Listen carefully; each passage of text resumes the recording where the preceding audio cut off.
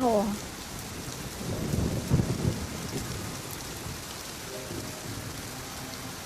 ប៉ុន្តែផ្ទុយទៅវិញការជិះទឹកមិនបានបង្កើតមាសប្រាក់នោះទេវាបានប្រែជាសត្វពស់ដ៏ធំមួយដេញចាត់ធន់នឹងបពុរហូតរត់ខ្ចាត់ខ្ចាយពេញភូមិគ្រឹះការជិះទឹកបានជះពន្លឺចែងចាំងហើយក៏បាននិមិត្តប្រែរូបរាងទៅជានារីដ៏ស្រស់ស្អាតម្នាក់ដែលមានសម្រស់ដាច់គេក្នុងនគរតែរូបនាងមានរឿង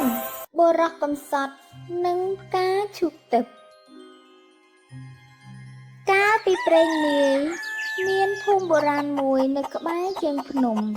នៃដែនដីមហានគររាជសីមានៅក្នុងភូមិដាច់ស្រយាលមួយមានបុរសកំសត់ម្នាក់ឈ្មោះសុកជាជាអ្នករកថ្នាំបុរាណនិងរកអស់នៅក្នុងព្រៃដើម្បីចិញ្ចឹមជីវិតសុកជាមនុស្សមានចិត្តបន់ស្មោះត្រង់និងមិនចេះលោភលន់ឡើយទោះបីជាខ្លួនរស់នៅក្នុងភាពក្រខ្សត់យ៉ាងណាក៏ដោយ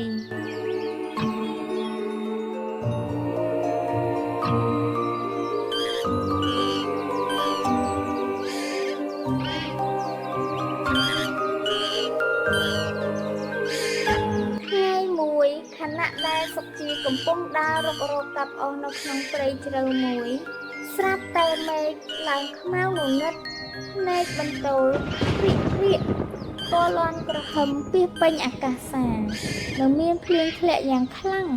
សុកជាបានរត់ទៅជ្រកនៅក្នុងរូងភ្នំបុរាណមួយដែលជាកន្លែងរបស់តាបសភាវនាធរ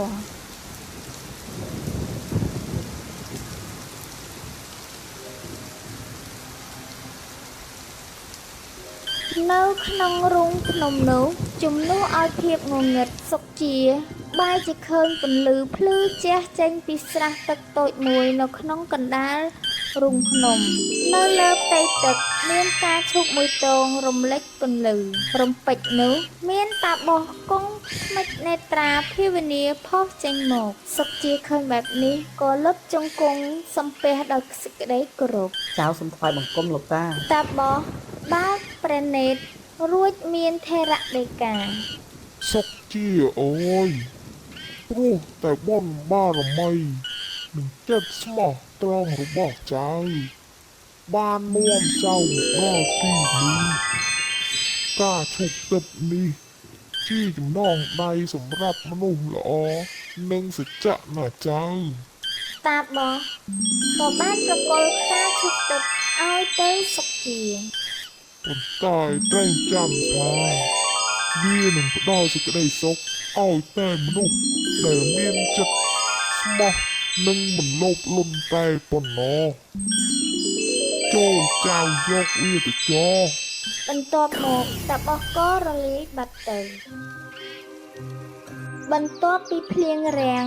សុកជាបានយកការឈូកទឹកត្រឡប់មកផ្ទះវិញចាប់តាំងពីថ្ងៃនោះមករាល់ពេលដែលសុកជាប្រាថ្នាចង់បានអាហារឬសម្លៀកបំពាក់ដើម្បីជួយអ្នកក្រីក្រការឈូកទឹកតែងតែជះពន្លឺបង្កើតទាំងរបស់ទាំងនោះមកភ្លាមសុកជាបានក្លាយជាអ្នកមានប៉ុន្តែ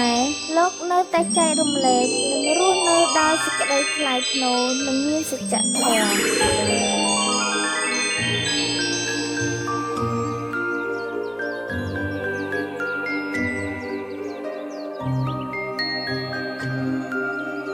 រឿងនេះបានដឹងទៅដល់មេស្រុកចិត្តអាក្រក់ម្នាក់ឈ្មោះធុនជាមនុស្សលោភលន់ចង់បានទ្រព្យសម្បត្តិរបស់អ្នកដ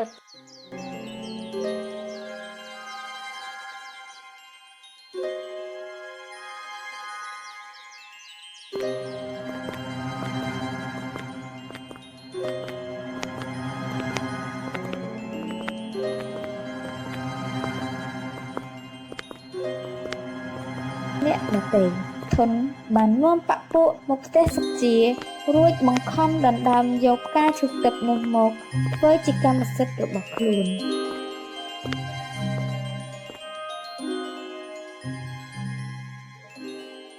ពេលយកវត្ថុទឹកទៅដល់ភូមិគ្រឹះរបស់ខ្លួនធុនសប្បាយចិត្តយ៉ាងខ្លាំងគេបានសម្លឹងមើលទៅផ្កាឈូកទឹក ដោយភាពជឿជាក់លើខ្លួនឯងប៉ុន្តែដោយសារតែចិត្តគំនិតរបស់គេពោរពេញទៅដោយភាពលោភលន់និងឫស្យាការឈប់ទឹកបានជះពន្លឺយ៉ាងក្តៅធ្វើឲ្យធន់ឈឺក្បាលយ៉ាងខ្លាំងដោយភាពចង់បាននិងលោភលន់ធន់ខឹងសម្បាយ៉ាងខ្លាំងក៏ស្ទុះទៅចាប់យកការឈប់ទឹកមកបន់ស្រន់សុំមាសប្រាក់ សូមឲ្យការជុកទឹកនេះបង្កើតមាសប្រាក់ឲ្យបានច្រើនសន្ធឹកសន្ធាប់មកឲ្យខ្ញុំភ្លាមមកភ្លាមមកភ្លាមមក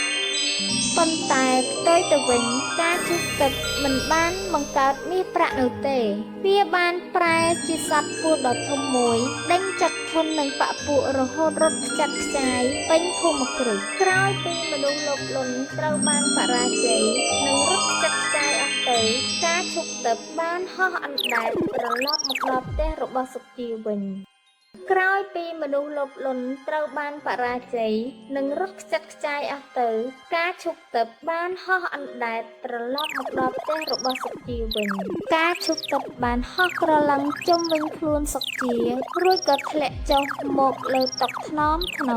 ខណៈពេលដែលសុជីកំពុងសម្លឹងមើលដោយក្តីរំភើបស្រាប់តែមានអភូតហេតុដ៏អស្ចារ្យមួយបានកើតឡើងការឈប់ទឹកបានជះពន្លឺចែងចាំងហើយក៏បាននិមិត្តប្រែរូបរាងទៅជានារីដ៏ស្រស់ស្អាតម្នាក់ដែលមានសម្រស់ដាច់គេក្នុងនគរនាងមានសក់ខ្មៅរលោងវែងភ្នែកខ្មៅដូចពេជ្រនិលនិងមានស្នាមញញឹមដ៏ទន់ភ្លន់នាងគឺជាតំណាងនៃទេវតារក្សាសច្ចធម៌ដែលស្ថិតនៅក្នុងការឈប់ទឹកនោះនារីដ៏ស្រស់ស្អាតនោះបានដើរមកជិតសុជារួចនិយាយដោយសម្ដីស្រទន់បងសុជាអើយព្រោះតែចិត្តដ៏បរិសុទ្ធភាពស្មោះត្រង់និងភាពអញ្ចេះលោភលន់របស់បងទើបធ្វើឲ្យអូនអាចរំដោះខ្លួនចេញពីវត្ថុទឹកនេះមកជាមនុស្សបានចាប់ពីពេលនេះតទៅអូនសូមនៅមើលថែនិងកសាងជីវិតជាគូអនាគតជាមួយបងជារៀងរហូតទៅពេលបានឮសម្ដីដ៏ស្រទន់និងបានឃើញសម្រស់ដ៏ស្រស់ស្អាតរបស់នាងសុខជាស្រឡាំងកាំងភ្នែកសម្លឹងមើលនាងដោយក្តីរំភើបផងនិងក្រែងចិត្តផងសុខជាគិតបន្តិចភ្នែកសម្លឹងមើលមុខនាងចំ អោនាងអើយ